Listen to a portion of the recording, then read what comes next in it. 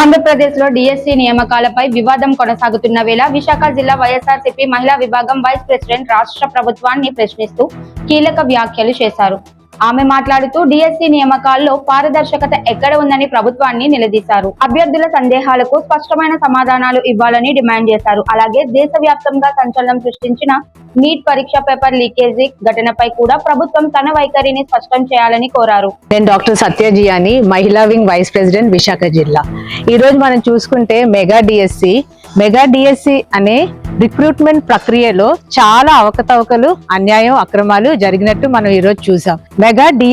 AP mega DSC అనేది ఒక భారీ ఎత్తున ఉపాధ్యాయులు ఉద్యోగాలు నియమించే ప్రక్రియ. ఇలాంటి మేజర్ రిక్రూట్మెంట్ డ్రైవ్ లో అవకతవకలు చూడడం, ఫ్లాస్ చూడడం, ఇర్రెగ్యులారిటీస్ చూడడం అనేది మనకు చాలా దురదృష్టకరం.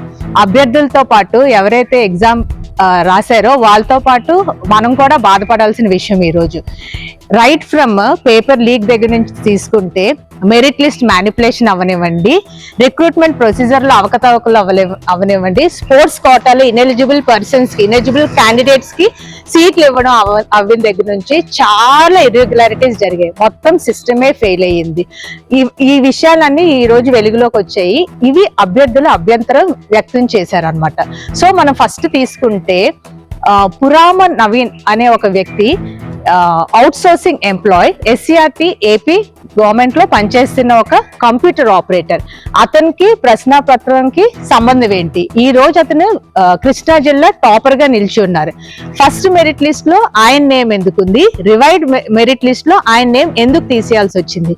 కౌన్సిలింగ్ లో ఆయనకి ఎందుకు ఆపాల్సి వచ్చింది?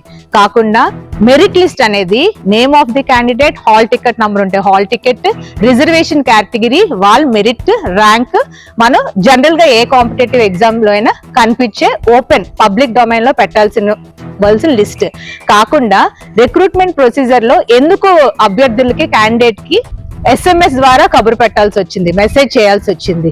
రిక్రూట్మెంట్ ప్రొసీజర్ మాట్లాడుకుంటే మనం మెయిన్ రోస్టర్ లిస్ట్ మాట్లాడుకోవాలి. రోస్టర్ లిస్ట్ అంటే ఎన్ని పోస్టులు ఉన్నాయి, ఏ రిజర్వేషన్ కి ఎలాంటి పోస్టులు ఉన్నాయి. ఇది మొత్తం 16,000 పోస్ట్. ఇది ఒక్క పోస్ట్ అంటే టీచర్ పోస్టే కాదు, ఇక్కడ graduate teacher, post graduate teacher, school assistant, secondary graduate teachers, next principals కూడా ఈ లిస్ట్ లోకి వస్తారు. సో ఎంతమంది రిజర్వేషన్ కేటగిరీ, ఎంత కట్ ఆఫ్ మార్క్, ఏ రిజర్వేషన్ లో వచ్చిందా, బీసీయా, ఓసీయా, ఉమెనా, ఓపెన్ కేటగిరీయా, STయా, SCయా, ఎక్స్ సర్వీస్ మెనా, ఫిజికలీ డిజేబుల్ పర్సన్స్ గా, స్పోర్ట్స్ కోటాలో వచ్చిందా అనేది ఓపెన్ డొమైన్ లో పెడితే పరీక్ష రాసిన అభ్యర్థులకి ఫెయిర్ గా, ట్రాన్స్పరెంట్ గా తెలుస్తుంది. సో ఈ క్యాండిడేట్ కి ఈ మెరిట్ ద్వారా ఈ కోటాలో వచ్చిందని వాళ్ళకి కూడా ఒక సాటిస్ఫాక్షన్ ఉంటుంది. నెక్స్ట్ స్పోర్ట్స్ కోటా తీసుకుంటే స్పోర్ట్స్ కోటాలోని అంతర్జాతీయ, ఇంటర్నేషనల్ గా గోల్డ్ మెడల్, సిల్వర్ మెడల్ వచ్చిన వాళ్ళు కాకుండా నార్మల్ క్యారమ్స్ ఆడిన వాళ్ళకి, బ్రిడ్జ్ గేమ్ ఆడిన వాళ్ళకి, బ్రాంజ్ మెడల్స్ కి ఎందుకు ఇవ్వాల్సి వచ్చింది? మీరు సీట్లు అమ్ముకున్నారా లేదా అనే ప్రశ్న ఈ రోజు లేవనెత్తుతుంది.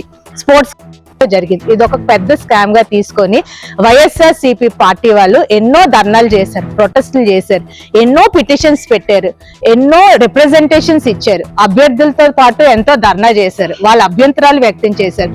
అయినా ఈ కూటమి ప్రభుత్వం, నారా చంద్రబాబు నాయుడు గారు కావండి, నారా లోకేష్ గారు కావండి, పట్టించుకోలేని పరిస్థితి మనం ఈ రోజు చూస్తున్నాం. ఎందుకు వీళ్ళు భయపడుతున్నారు? ఎందుకు వీళ్ళు సిబిఐ ఎంక్వైరీ చేయడానికి ఆలోచిస్తున్నారు? ఎందుకు వీళ్ళు ఫోరెన్సిక్ అనాలిసిస్ చేయడానికి ఆలోచిస్తున్నారు?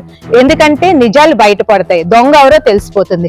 ఫోరెన్సిక్ అనాలిసిస్ ఇక్కడ ఎందుకంటే కంప్యూటర్ లోంచి ఆ క్వశ్చన్ పేపర్ బయటకు ఎలా వచ్చింది, ఎవరు దాన్ని డౌన్లోడ్ చేసి కాపీ పేస్ట్ చేసి పెన్ డ్రైవ్ లో ఎక్కించుకున్నారు అనేది కంప్యూటర్ ఫోరెన్సిక్ అనాలిసిస్ లో తెలిసిపోతుంది.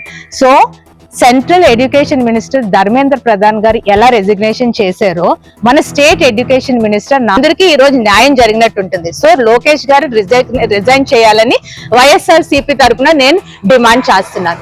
ఇంకా ఎలక్షన్స్ టైంలో వస్తే కూటమి ప్రభుత్వం ఎన్నో హామీలు ఇచ్చారు. సూపర్ 6 అనే భాగంలోని ఫీజు రియంబర్స్మెంట్ గానీ, అమ్మ ఒడి, తల్లికి వందనం ప్రోగ్రామ్ పెట్టారు, తల్లికి వందనం స్కీమ్ ఏర్పాటు చేశారు. తల్లికి 13,000 అకౌంట్లు వెళ్తాయని, మిగతా 2,000 మౌలిక సౌకర్యాల కోసం పాఠశాలకు వెళ్తాదని చెప్పారు.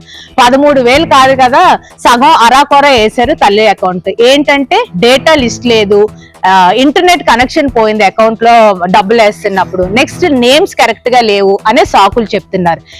ఫీజు రియంబర్స్మెంట్ కి వచ్చేసరికి కాలేజ్ విద్యార్థులు పాపం ఫీజు రియంబర్స్మెంట్ లేక పేరెంట్స్ 2 years నుంచి పెండింగ్ ఉన్నాయి. ఏంటి ఈ బకాయిలంతా పేరెంట్స్ పాపం లోన్స్ తీసుకొని ఫీజులు కట్టే పరిస్థితి, అప్పులు చేసి ఫీజులు కట్టే పరిస్థితి సోషల్ మీడియాలో చూస్తున్నాం. ఎంతో మంది పిల్లలు మాకు ఫీజు రియంబర్స్మెంట్ రావట్లేదని చెప్పి పాపం బాధపడుతున్నారు.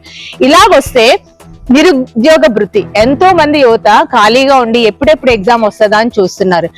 ఎగ్జామ్ రాసి ఉద్యోగం సంపాదిద్దాం అని చూస్తున్నారు. వీళ్ళు ఎన్నికల టైంలోని జాబ్ క్యాలెండర్ సంవత్సరం ఒకటి రిలీజ్ చేస్తాము, ఇంటికి ఒక ఉద్యోగం ఇస్తాము, ఇచ్చే లోపల యువతకంతా 3,000 భృతి ఇస్తాం, అలవెన్స్ ఇస్తాం అని అబద్ధం చెప్పి ఓట్ బ్యాంక్ క్రియేట్ చేసుకొని ఈ రోజు 3,000 కాదు కదా పెట్టిన మెగా డిఎస్సి కూడా అట్టర్ ఫ్లాప్ అయింది. ఇంకా వచ్చే కాంపిటేటివ్ ఎగ్జామ్స్ ఇలా ఎలా కండక్ట్ చేస్తారో దేవుడికే తెలియాలి. సో అనిత గారు చూస్తే హోమ్ మినిస్టర్ గారు ప్రతిసారి ఒక మాట చెప్తారు, యూత్ కి జాబులు వెయిట్ చేస్తున్నాయండి. మేడం చెప్పండి మేడం, ఎక్కడ వెయిట్ చేస్తున్నాయి, మేము వెళ్ళి ఆ జాబులు తెచ్చుకుంటాం. అనిత గారు కాకుండా ఈ కూటమి ప్రభుత్వంలోని ఈ ముగ్గురు మొనగాళ్ళుగా ఫీల్ అవుతున్న DCM, CM, EM education minister రాష్ట్రాన్ని 3 ముక్కలు చేద్దాము, మహిళల మీద అన్యాయాలు జరుగుతున్నాయి, విద్యార్థులకి వాళ్ళకి ఇవ్వాల్సిన పథకాలు అందట్లేదు అని అనుకొని రాష్ట్రాన్ని 3 ముక్కలు చేద్దాం అని ముగ్గురు మనగాలు అనుకుంటే అది తప్పు. జనాలు వాళ్ళకి 3 ముట్టికాయలు వేసి నెక్స్ట్ వచ్చే 2029 ఎలక్షన్స్ లో కూటమి ప్రభుత్వం అడ్రస్ లేకుండా మళ్ళీ జగన్ గారు వైసీపీ జెండా ఎగరాలని, జగన్ గారు మళ్ళీ అధికారంలో రావాలని నేను మనస్ఫూర్తిగా కోరుకుంటున్నాను. థ్యాంక్ యూ అండి. Thank you.